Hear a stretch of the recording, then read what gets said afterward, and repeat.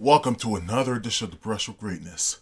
I'm your host, Alexander Miller, better known to the WWE Universe as Alexander the Great. Today, I'll be reading The Adventures of Sherlock Holmes, A Scandal in Bohemia, Chapter 1, Part 2. Let's begin. At 3 o'clock precisely, I was at Baker Street, but Holmes had not yet returned. The landlady informed me that he had left the house shortly after 8 o'clock in the morning. I sat down beside the fire, however, with the intention of awaiting him, however long he might be. I was already deeply interested in his inquiry, for though it was surrounded by none of the grim and strange features which were associated with the two crimes which I have already recorded, still, the nature of the case and the exalted station of his client gave it a character of its own. Indeed, apart from the nature of the investigation which my friend had on hand, there was something in his masterly grasp of a situation, and his keen, incisive reasoning, which made it a pleasure to me to study his system of work, and to follow the quick, subtle methods by which he disentangled the most inextricable mysteries. So accustomed was I to his invariable success that the very possibility of his failing had ceased to enter into my head. It was close upon 4 before the door opened, and a drunken-looking groom, ill-kempt and side-whiskered, with an inflamed face and disreputable clothes, walked into the room. Accustomed as I was to my friend's amazing powers and the use of disguises, I had to look 3 times before I was certain that was indeed he. With a nod, he vanished into the bedroom, whence he emerged in 5 minutes, tweed-suited and respectable, as of old.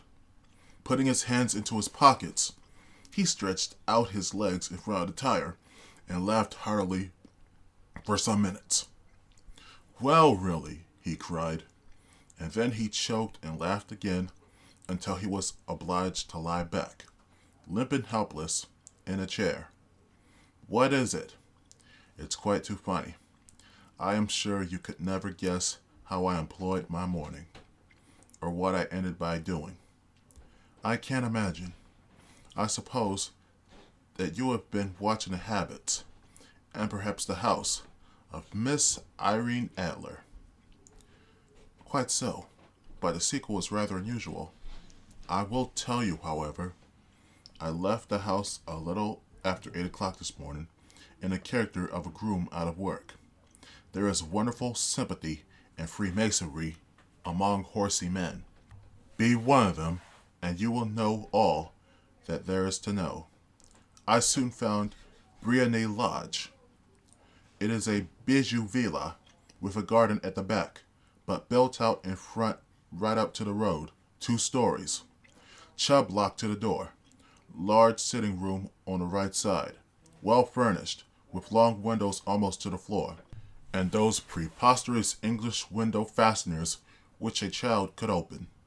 Behind there was nothing remarkable, save that the passage window could be reached from the top of the coach house.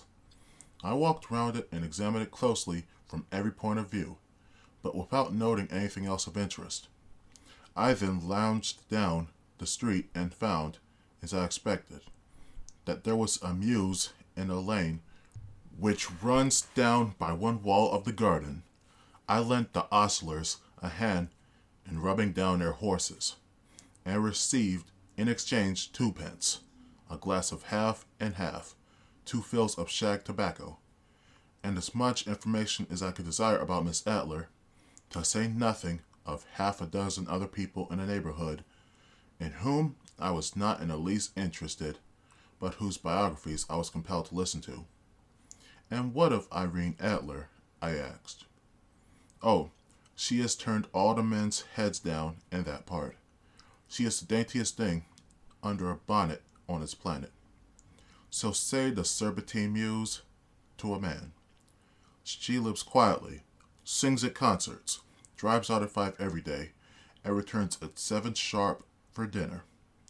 Seldom goes out at other times, except when she sings. Has only one male visitor, but a good deal of him. He is dark, handsome, and dashing. Never calls less than once a day, and often twice. He is a Mr. Godfrey Norton, of the Inner Temple. See the advantages of a cabman as a confidant. They had driven him home a dozen times from Serpentine Mews, and knew all about him. When I had listened to all they had to tell, I began to wake up and down near Bryony Lodge once more, and to think over my plan of campaign. This Godfrey Norton was evidently an important factor in the matter. He was a lawyer. That sounded ominous. What was the relation between them, and what the object of his repeated visits? Was she his client, his friend, or his mistress? If the former, she had probably transferred the photograph to his keeping. If the latter, it was less likely. On the issue of this question depended whether I should continue my work at Bryony Lodge, or turn my attention to the gentleman's chambers in the temple. It was a delicate point, and it widened the field of my inquiry. I fear that I bore you with those details, but I have to let you see my little difficulties, if you are to understand the situation. I am following you closely, I answered. I was still balancing the matter in my mind when a hansom cab drove up to Bryony Lodge, and a gentleman sprang out. He was a remarkably handsome man, dark, aquiline, and mustached, evidently the man of whom I had heard. He appeared to be in a great hurry, shouted to the cabman to wait, and brushed past the maid who opened the door with the air of a man who was thoroughly at home. He was in the house about half an hour, and I could catch glimpses of him in the windows of the sitting room, pacing up and down, talking excitedly, and waving his arms. Of her I could see nothing. Presently he emerged, looking even more flurried than before. As he stepped up to the cab, he pulled a gold watch from his pocket and looked at it earnestly. "Drive like the devil," he shouted. "First to Gross and Hankey's in Regent Street, and then to the Church of St. Monica and the Edgware Road. Half a guinea if you do it in 20 minutes. Away they went, and I was just wondering whether I should not do well to follow them, when up the lane came a neat little landau. The coachman, with his coat only half buttoned, and his tie under his ear, while all the tags of his harness were sticking out the buckles. It had it pulled up before she shot out the hall door and into it. I only caught a glimpse of her at the moment, but she was a lovely woman, with a face that a man might die for. "The Church of St. Monica, John," she cried, "and half a sovereign, if you reach it in 20 minutes. This was quite too good to lose, Watson. I was just balancing whether I should run for it, or whether I should perch behind her landau, when the cab came through the street. The driver looked twice at such a shabby fare, but I jumped in before he could object. 'The Church of St. Monica,' said I, 'and half a sovereign, if you reach it in 20 minutes. It was 25 minutes to 12, and of course it was clear enough what was in the wind. My cabby drove fast. I don't think I ever drove faster, but the others were there before us. The cab and a landau, with their steaming horses, were in front of the door when I arrived. I paid the man and hurried into the church. There was not a soul there, save the two whom I had followed, and a surpliced clergyman, who seemed to be expostulating with them. They were all three standing in a knot in front of the altar. I lounged up the side aisle like any other idler who has dropped into a church. Suddenly, to my surprise, the three at the altar faced round to me, and Godfrey Norton came running as hard as he could towards me. "Thank God," he cried. "You'll do.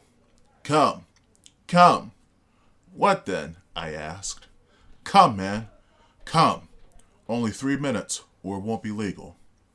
I was half dragged up to the altar, and before I knew where I was, I found myself mumbling responses which were whispered in my ear, and vouching for things of which I knew nothing, and generally assisting in a secure tying up of Irene Adler, spinster, to Godfrey Norton, bachelor. It was all done in an instant, and there was the gentleman thanking me on the one side and Our Lady on the other, while the clergyman beamed on me in front. It was the most preposterous position in which I ever found myself in my life, and it was the thought of it that started me laughing just now. It seems that there had been some informality about their license, that the clergyman absolutely refused to marry them without a witness of some sort, and that my lucky appearance saved the bridegroom from having to sally out into the streets in search of a best man. The bride gave me a sovereign, and I mean to wear it on my watch chain in memory of the occasion. "This is a very unexpected turn of affairs," said I. "And what then?" "Well, I found my plans very seriously menaced. It looked as if the pair might take an immediate departure, and so necessitate very prompt and energetic measures on my part. At the church door, however, they separated, he driving back to the temple, and she to her own house. I shall drive out in the park at 5 as usual," she said as she left him. I heard no more. They drove away in different directions, and I went off to make my own arrangements, which are some cold beef and a glass of beer, he answered, ringing a bell.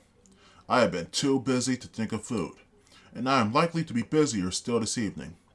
By the way, Doctor, I shall want your cooperation. I shall be delighted. You don't mind breaking the law? Not in the least, nor running a chance of arrest. Not in a good cause. Oh, the cause is excellent. Then I'm your man. I was sure that I might rely on you. But what is it you wish? When Mrs. Turner has brought in a tray, I will make it clear to you. Now, he said, as he turned hungrily on a simple fare that our landlady had provided, I must discuss it while I eat, for I have not much time. It is nearly 5 now. In 2 hours we must be on the scene of action. Miss Irene, or Madam rather, returns from her drive at 7. We must be at Bryony Lodge to meet her. And what then? You must leave that to me. I have already arranged what is to occur. There is only one point on which I must insist. You must not interfere, come what may. You understand? I am to be neutral, to do nothing whatever. There will probably be some small unpleasantness. Do not join in it. It will end in my being conveyed into the house. 4 or 5 minutes afterwards, the sitting room will open. You are to station yourself close to that open window. Yes, you are to watch me, for I will be visible to you. Yes, and when I raise my hand, so, you will throw into the room what I give you to throw, and will, at the same time, raise a cry of fire. You quite follow me? Entirely. It is nothing very formidable, he said, taking a long cigar-shaped roll from his pocket. It is an ordinary plumber's smoke rocket, fitted with a cap at either end to make it self-lighting. Your task is confined to that. When you raise your cry of fire, it will be taken up by quite a number of people. You may then walk to the end of the street, and I will rejoin you in 10 minutes. I hope that I have made myself clear.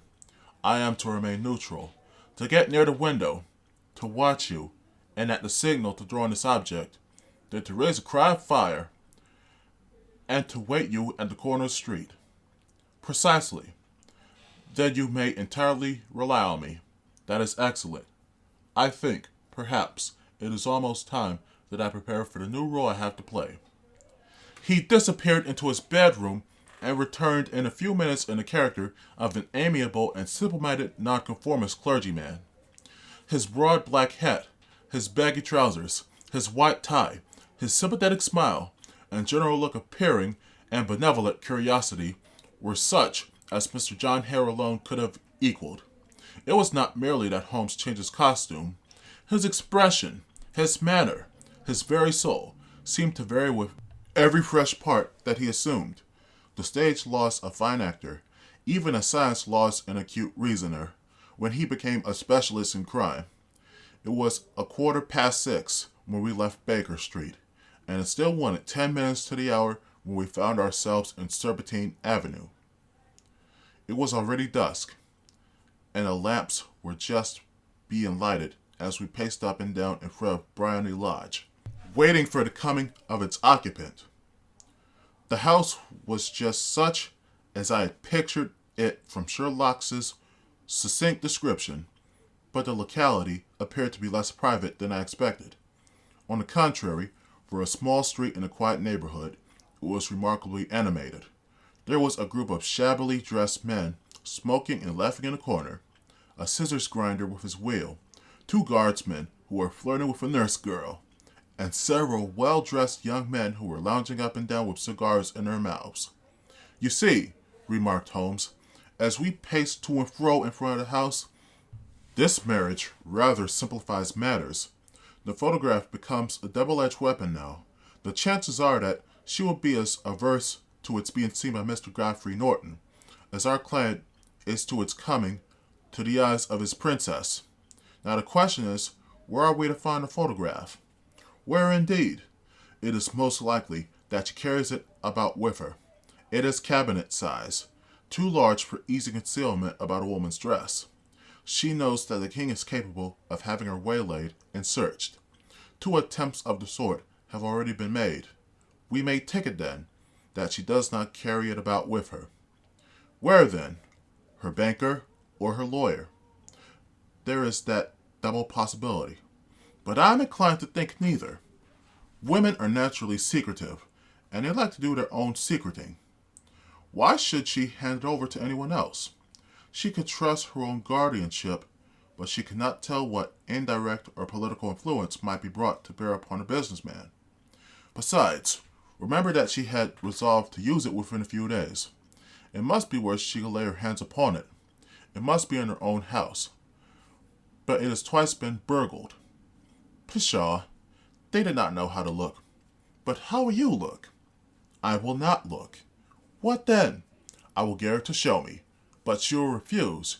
She will not be able to. But I hear the rumble of wheels. It is her carriage. Now carry out my orders to the letter. As he spoke, the gleam of the sidelines of a carriage came round the curve of the avenue. It was a smart little landau which rattled up to the door of Bryony Lodge. As it pulled up, one of the loafing men at the corner dashed forward to open the door in the hope of earning a copper, but was elbowed away by another loafer, who had rushed up with the same intention. A fierce quarrel broke out, which was increased by the 2 guardsmen, who took sides with one of the loungers, and by the scissors grinder, who was equally hot upon the other side. A blow was struck, and in an instant the lady, who had stepped from her carriage, was the center of a little knot of flushed and struggling men, who struck savagely at each other with their fists and sticks. Holmes dashed into the crowd to protect the lady, but just as he reached her, he gave a cry and dropped to the ground, with the blood running freely down his face. At his fall, the guardsmen took to their heels in one direction, and the loungers in the other, while a number of better-dressed people, who had watched the scuffle without taking part in it, crowded in to help the lady and to attend to the injured man.